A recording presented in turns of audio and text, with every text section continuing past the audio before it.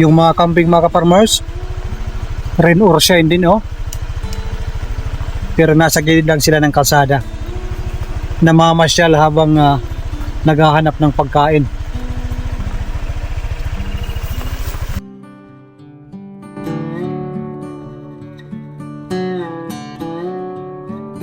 Walang tigil yung ulan mga ka-farmers.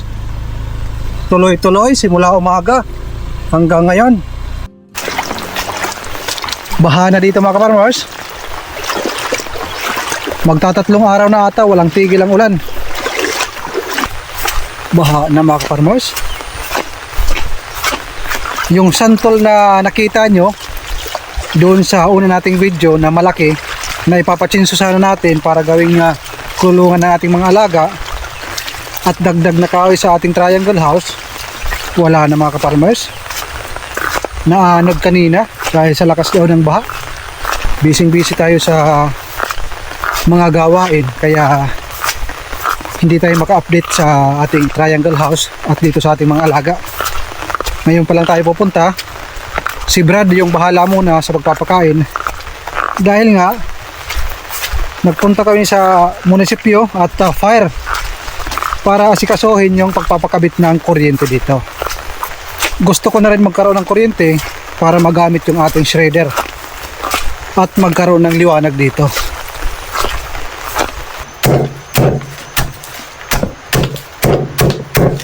Mabilisan yung ating paghahanda ng pagkain sa ating mga alaga. Grabe yung ulan mga ka-farmers. Sa inyong lugar mga ka-farmers, nakakaranas pa kayo ng ganito? Magwa 1 week na dito. Grabe, walang tigil ang ulan. Kung tumitigil man, 20 minutes, 30 minutes, balik na naman yung ulan. Pero yung 3 araw na hanggang ngayon, sunod-sunod, walang tigil. Grabe. Ito yung ating pinag-halo-halo mga ka-farmers. Madre de agua. Kita nyo, maliit lang yung Madre de agua, mas marami itong katawan ng saging. Ubus yan. At syempre, umorder tayo ng bahaw sa Jollibee. Yan. Yung mga patapon na kanin, pagkain, kung ano-ano, pwede yan ipakain sa ating mga alaga. Yan. Mga 1 kilo lang to.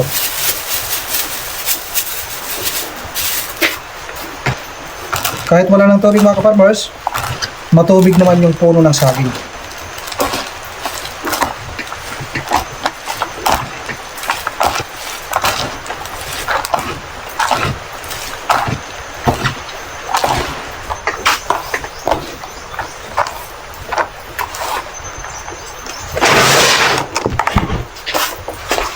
Pagkain tayo mga ka-farmers.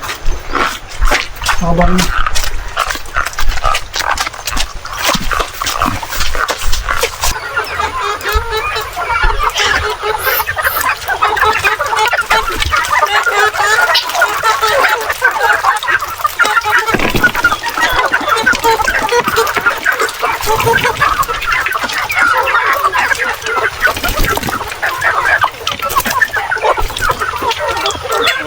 hoy.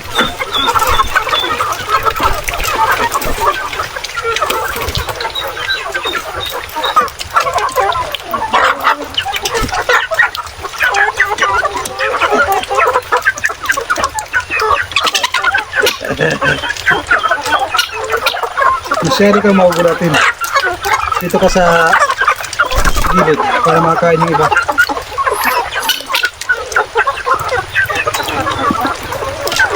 Ito mga ka-farmers oh. Isang planggadang manok. Oo, laki-laki mo. Cleaning operation tayo mga ka-farmers. Dahil palaging umuulan, dito muna tayo sa loob ng ating triangle house.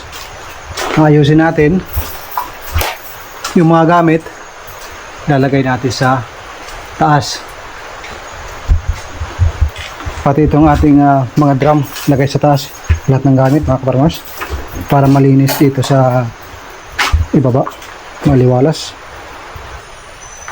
Ayan mga kaparmers, malinis na dito sa baba, dahil baka bukas pag umaraw meron tayong ipapa-chinso, meron tayong ipapatabas na atipulo.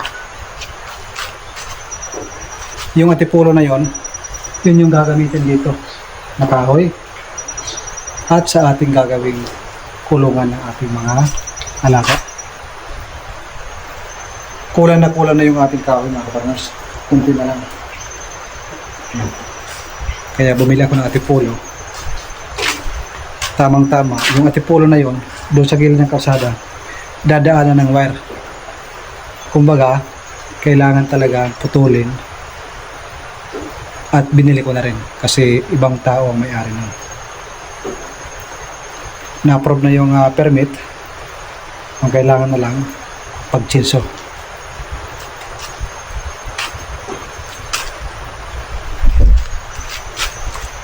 Hapon na naman mga kaparmers, kahapon at ngayon kunti lang yung ating mga nagawa dito sa ating farm, dahil nga kaninang umaga at kahapon nandun kami ni Mrs. sa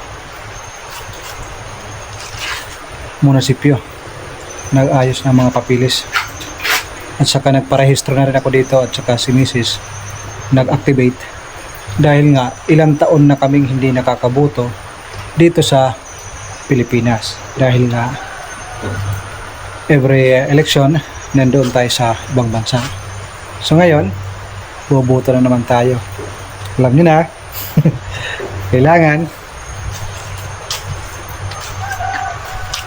Grabe oh, hindi naman makita sa labas na umuulan, dito tumutulo. Dahan-dahan lang yan mga kaparmers na ulan, pero tuloy-tuloy. Lumalakas na naman, hihina naman, hihinto ng 20 minutes 30 minutes, then lalakas na naman.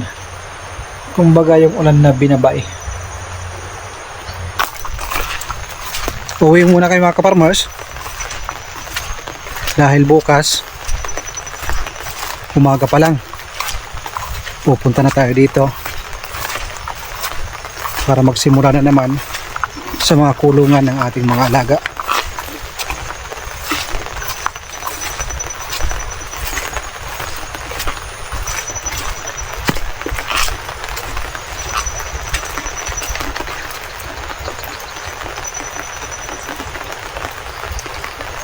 Pinagmamasdan ko mga kaparmers yung ating mga ilalagay dyan. Mayroon tayong darating na mga alaga. Mayroon pala akong in-order na Peking duck, siguro mga 40 or 50. Dito kasi sa amin mga kaparmers, wala akong nakikita na nag-aalaga ng Peking duck. Yung nakita nyo kay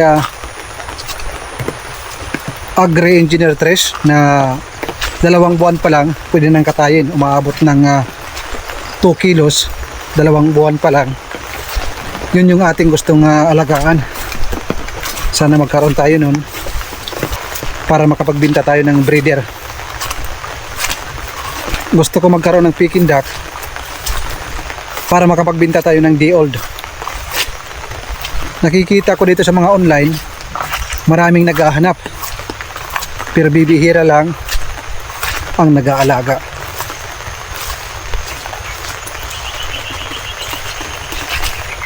Ang kagandahan kasi sa Peking duck, mabilis lumaki, hindi masilan sa pagkain, malakas din ang resistensya, at higit sa lahat malalaki ang katawan.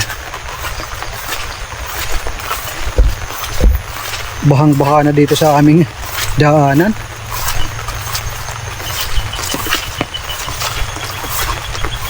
Akala ko sa araw na ito hindi na uulan, kasi kaninang umaga nagpakita si Haring Araw. Yun pala 30 minutes lang mga kaparmers, tapos tuloy-tuloy na yung ulan.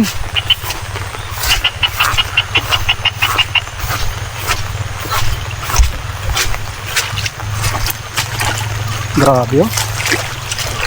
Bahang baha.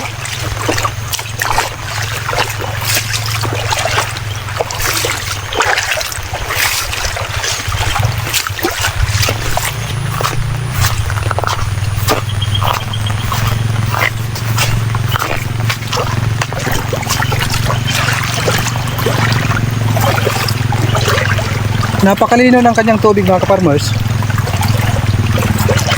Kahit tubig ulan lang ito. Iwan ko doon sa unahan, baka doon sa unahan nagkaroon ng burabod. Yung nanggagaling na bukal sa ilalim ng lupa. Mayroon kasi mga ganyang pangyayari. Pagdating ng tag-ulan, palaging umuulan, nagkakaroon ng bukal mga farmers. So paano? Nandito na tayo sa kalsada. Ako muna ay magpapaalam sa inyo. Magandang araw at maligayang at bumabati sa inyo ng magandang gabi dahil mag-aalas 6 na mga ka-farmers.